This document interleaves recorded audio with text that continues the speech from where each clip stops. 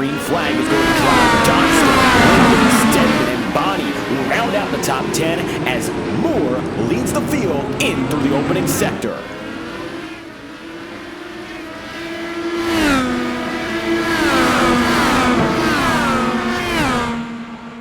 Opening sector of the course rather calm despite the high speed, and it looks like now some weaving and bobbing back and forth. Yaroslav Donskoy just ahead of Julian, and side by side, it looks like the 91 not going to give, and Lucas Santos going to get just ever so slightly out the way. Then you look further back, it's going to be the rookie and Thomas van der Linden, who's made up currently one spot and is looking for yet another.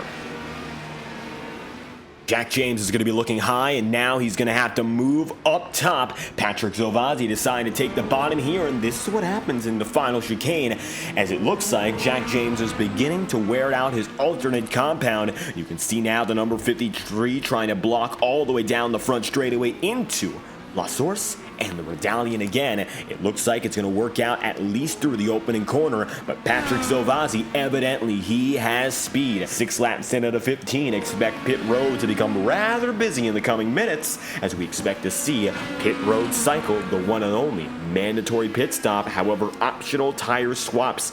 Maybe someone like Zovazzi will opt instead to go for the primaries the entire race, rather than having to change out the alternate compound, which some drivers are choosing due to its raw speed. But in these long runs, as you can see, the primary compound a little bit stiffer, and so it holds up longer when it comes to endurance-based racing. And in the sprint, where endurance is almost the antithesis of what you're working with, tires that last long enough to go 30 full minutes at Spa, that is a big deal even if it's a very short race. And looks like Patrick Zovazzi able to make that move up into third, and as such, Lucas Santos right now going to be in 6th, looking up on Julian, who's position number 5. But right now, it looks like Julian going to be passed as they come out of the medallion, and no choice for the Alton Autosport number 11, but instead to try to fight back in these sweeping lefts and rights. Santos gets loose, Julian a little bit looser, and tries to prey on that very shallow entry that Santos gets now, and you can see it's going to work out. Julian going to go down to the inside and sweeping through the corners, back for the race lead. It looks like we're going to have a battle again with Jarno Kausch and Jonathan Moore. Jarno getting closer and closer, and the gap was within a half a second as recent as about half a minute ago, and you can see now both drivers are on the same frame yet again.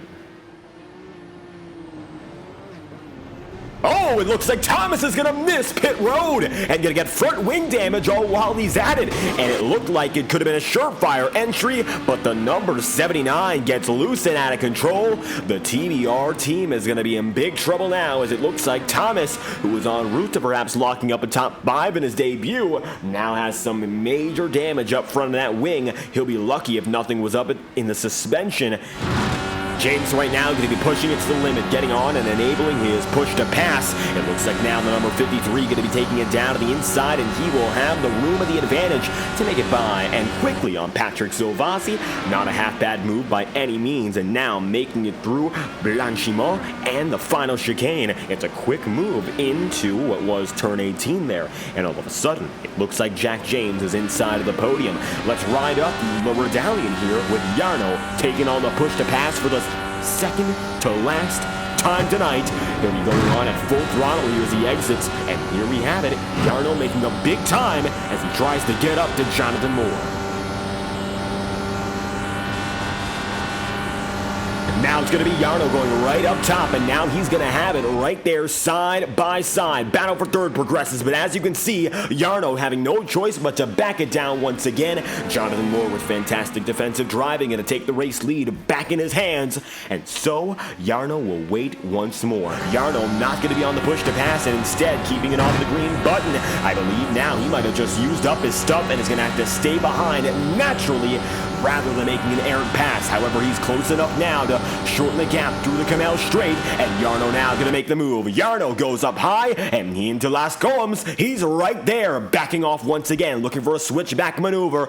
Jarno will not get, and Jonathan Moore will not give. However, now the gap is going to be a quarter of a second. Moore staying just ahead, and Jarno staying right behind him here. The 81 knows now pressure is on, and this is the closest these two drivers have been all throughout the night. Taking a look on board now, but Jarno Kausch is they're going to make it now down this downhill section through Pauhon and Campos again. Moore now going to force Jarno up top one more time. Blanchimo in the final chicane will be the determining factor of who gets the win. Now coming up to closer and closer to pit entry, Jarno Kosh will know it's going to be one last straightaway and one last chance to make that move. Jarno now going to look down to the inside, and at full throttle, it looks like both drivers with a chance. Jarno wiggles and stays side by side, coming up right beside the grass. Last lap this time buys the checkered flag is due to fly. Jarno stays high. Jonathan Moore down low, looking for a drag race to the checkered flag. Jarno Kosh will take the victory here in Belgium. A slide job on the last lap, and Jarno with the win. Jarno Kosh with the win over Jonathan Moore in second, Patrick Zovazi in third, and Jack James there in fourth. Julian Altena going to be in fifth, and Lucas Santos going to be sixth, with Thomas van der Linden there in seventh, Dave Stedman going to be eighth, and Yaroslav Donskoy, Alexander Bonney, the retirees.